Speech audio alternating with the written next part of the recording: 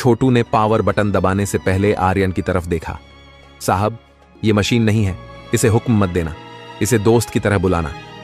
वर्मा ने बटन दबाया। झूम, घड़-घड़, रोबोट की आंखों में लाइट जली, लेकिन तभी रोबोट के सीने से जोर की आवाज आई और धुआं निकलने लगा। रोबोट फिर से झटके लेने लगा। विस्फोट होने वाला है। मैंने कहा था ना, ये अनपढ़ लड़का हमें मरवाएगा। आर्यन का दिल बैठ गया। उसने छोटू की तरफ गुस्से से देखा। छोटू भी घबरा गया। ऐसा नहीं होना चाहिए था, लेकिन तभी छोटू को याद आया। छोटू ने रोबोट की गर्दन के पास एक तार को खींचा और उसे दूसरे सॉकेट में डाल दिया। यह बाईपास था। अचानक धुआं बंद हो गया। झटके रुक गए। लैब में सन्नाटा छा गया। रोबोट की आंखों का रंग लाल से बदलकर शांत नीला हो गया। रोबोट ने अपना सिर सीधा किया। उसने धीरे से अपना हाथ उठाया, बिल्कुल एक इंसान की तरह स्मूथ। वह मुड़ा और उसने लैब में रखे एक कांच के गिलास को उठाने के लिए हाथ बढ़ाया। इंजीनियर्स की सांसें थम गईं।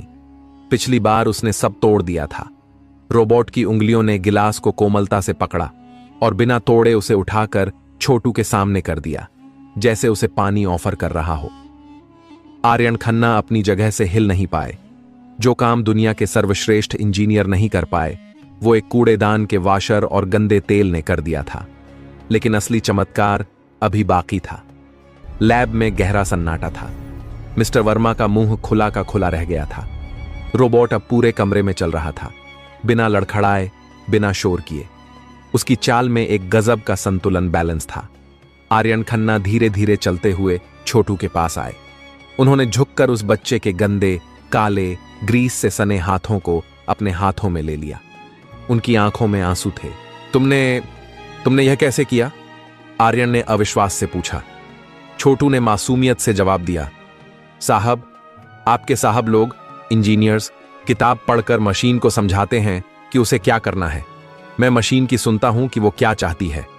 इसका एक पैर छोटा था, इसलिए यह गिर रहा था, और इसका तेल जम रहा था, इसलिए यह चिढ़ रहा था। मैंने बस इसे आराम दिया। मिस्टर वर्मा शर्म से सिर झुकाए खड़े थे। उनकी करोड़ों की डिग्रियां आज एक बच्चे की समझ के सामने बोनी साबित हो गई थीं। आर्यन ने उसी वक्त एक फैसला लिया।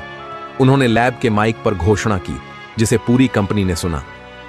आज से प्रोजेक्ट जीरो का नाम बदलकर प्रोजेक्ट छोटू रखा जाएगा, और मिस्टर वर्मा, आप आज से इस प्रोजेक्ट के इंचार्ज नहीं हैं।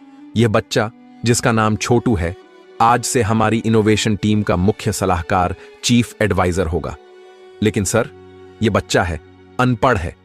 वर्मा ने आखिरी कोशिश की। यह अनपढ़ नहीं है वर्मा जी, आर्यन ने सख्त लहजे में कहा। इसके पास वो शिक्षा है जो तुम्हारी यूनिवर्सिटीज में नहीं मिलती, अनुभव और जुनून की शिक्षा। आर्यन खन्ना ने छोटू को गोद लिया। उसे सिर्फ नौकरी नहीं दी, बल्कि उसे दुनिया के बेहतरीन स्कूलों में भेजा, लेकिन एक शर्त पर कि वह अपनी कबाड़ से जुगाड़ वाली सोच कभी नहीं छोड़ेगा। 10 साल बीत गए। सिंटेक्स रोबोटिक्स अब दुनिया की सबसे अमीर कंपनी बन चुकी थी। वे ऐसे रोबोट बनाते थे जो अस्पतालों में मरीजों की सेवा करते थे और आपदाओं में लोगों की जान बचाते थे। कंपनी की 50वीं वर्षगांठ पर एक भव्य पार्टी थी। स्टेज पर एक नौजवान सूट बूट में आया। यह छोटू था, अब आर्यन जूनियर के नाम से जाना जाता था। उसने माइक थामते ही एक बड़ा खुलासा किया, जिसने सबको चौंका दिया। देवियों और सज्जनों, छोटू ने कहा, आप सब सोचते हैं कि मैंने उस रात रोबोट को ठीक करने के लिए क्या जादू किया था। पीछे स्क्रीन पर 10 साल पुराना वो वीडियो चला जब वह रोबोट ठीक कर रहा था। सच्चाई यह है कि उस रोबोट का प्रोसेसर, दिमाग, कभी खराब था ही नहीं। गलती उसके ढांचे में थी। हम अक्सर जीवन में भी यही गलती करते हैं। हम दिमाग को तेज करने में लगे रहते हैं, जबकि हमें अपना संतुलन, बैलेंस ठीक करने की जरूरत होती है। उसने अपनी जेब से वही पुराना जंग लगा हुआ पेचकस निकाला और हवा में लहराया। यह मेरा सबसे महंगा औजार है। इसने मुझे सिखाया कि कोई भी चीज कचरा नहीं होती जब तक आप उसे कचरा मान न लें, न मशीन न इंसान। पूरी हॉल तालियों की गड़गड़ाहट से गूंज उठा। मिस्टर आर्यन खन्ना, जो अब बूढ़े हो चुके थे, सामने की सीट पर बैठकर मुस्कुरा रहे थे। उन्होंने एक कूड़ा बीनने वाले को नहीं, बल्कि देश के भविष्य को कचरे के ढेर से उठाया था। इस कहानी से हमें 3 बड़े सबक मिलते हैं।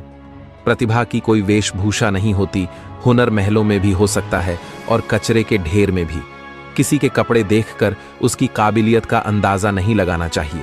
डिग्रियां आपको यह सिखाती हैं कि मशीन कैसे बननी चाहिए, लेकिन अनुभव आपको सिखाता है कि मशीन काम कैसे करती है। समस्याओं का समाधान अक्सर जटिल कोडिंग में नहीं, बल्कि सरल समझ, कॉमन सेंस में छिपा होता है।